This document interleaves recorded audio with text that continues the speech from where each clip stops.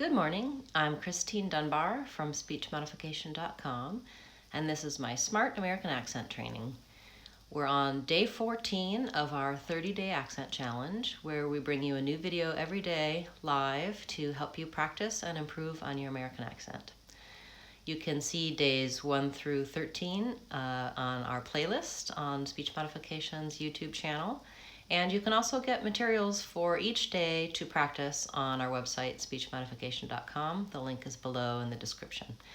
I hope that you check out those exercises. They go a little bit more in depth and they help you get right down to practicing and changing your speech.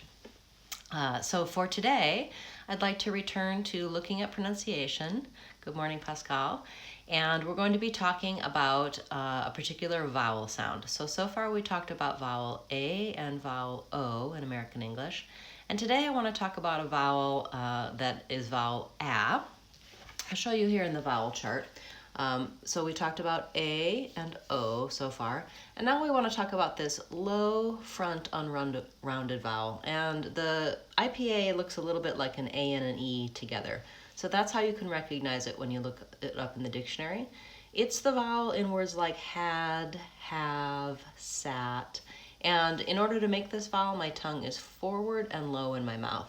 So you can feel that a little bit. Let's try a high front vowel, E. My tongue is up in the front of my mouth and it's high, E.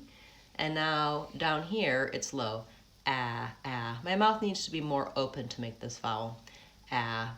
Also, my tongue is front, ah. If my tongue were further back, it would sound like this vowel, ah. So if you can feel that difference, try ah, my tongue is front, ah, my tongue is back.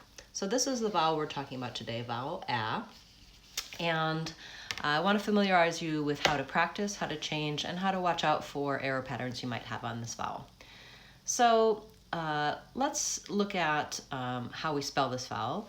Usually vowel A is spelled with letter A. I can't think of any examples off the top of my head of other spellings for this vowel.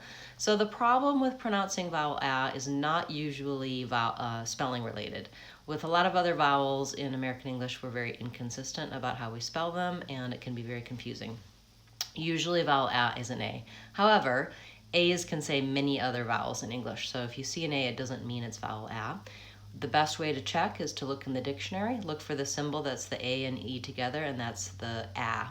Different dictionaries will use different symbols. I do like Merriam-Webster's Learner's Dictionary for the consistent use of the IPA symbols. And also you can find out more about vowel symbols and sounds on my website, speechmodification.com. So, the problem with this vowel, as I said, is not so much with the spelling, but more that you may or may not have it in your native language. And in order to check that, I'll be putting a link, there is a link on my website on the practice materials for day 14 that you can go to on Wikipedia, and you can look up this vowel, and there's a chart, and it has all of the different languages that have this vowel and example words. So you can check. There is an A in German, there is one in French, there is one in Russian in a very small context. It's not a very consistently used vowel in a lot of languages. There's no A in Spanish, there's no A in Chinese. So you can find out, okay, do I have this vowel? Yes, I will put the link for the dictionary website in the description, Pascal. Good question. So it is just learnersdictionary.org, and I'll put it in at the end after I broadcast. So the error patterns for this vowel A, if you don't have it in your native language, the tendency would be to use a similar vowel that's close in location. So our brains can hear the sounds that we're making, and they try to imitate the sounds. So for a lot of people, there are two things that they will do. Number one is that they'll be too far back on this vowel. So their A might sound more like ah. So for example, if they're trying to say the word bad, it might sound more like bod. Some languages have a vowel here that's kind of further back, not all the way back to ah, bad, bod. So the tongue is too far back, or they will have their tongue far front, but too high. And so, for example, rather than man, they might say men, or bad would sound more like bed.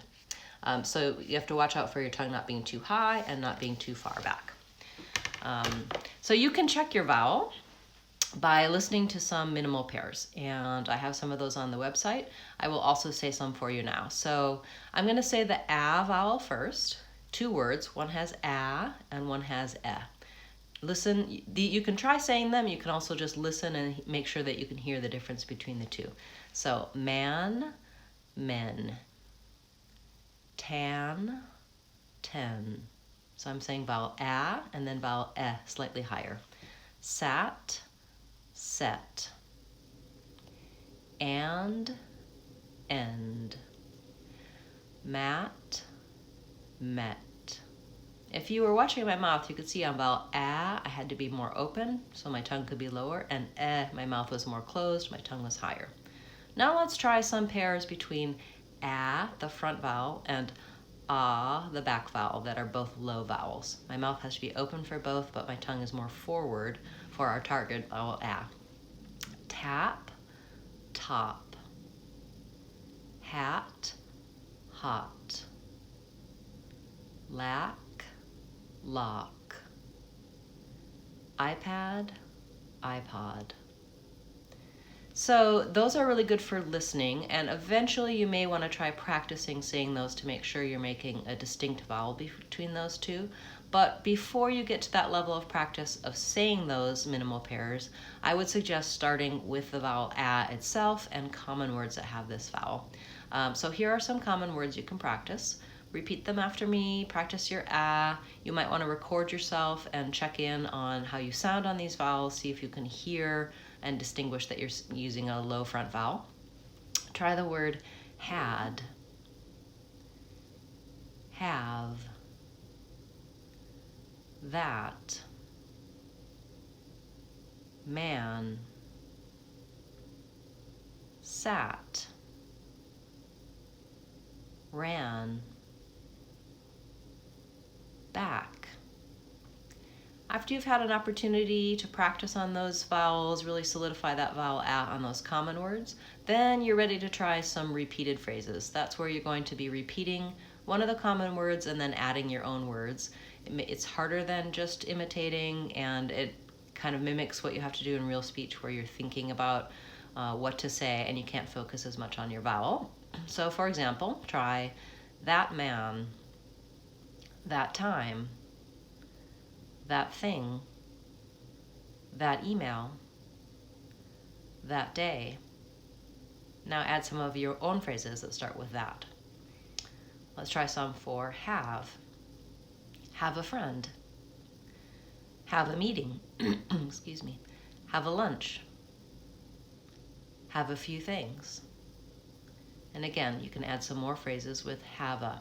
You can do that with any of these words. The idea is to get a lot of repeated motor practice and to start to form a new habit with how you're saying that vowel A. So I hope this helped you with a very important vowel sound in English, and we'll be continuing to look at more vowels in future days of our 30-day challenge. Check the website for those practice materials, and remember to subscribe to my channel if you haven't already. You'll get a notification when we're live, and you can join me tomorrow for day 15 of the 30-day accent challenge. I look forward to seeing you then. Please feel free to comment, ask questions, put comments and questions in the videos, and I'll direct you to where you can find the answers to your questions on my playlist and on my website. That's Christine Dunbar for SpeechModification.com. Remember, if you want to sound American, you can do it. SpeechModification.com.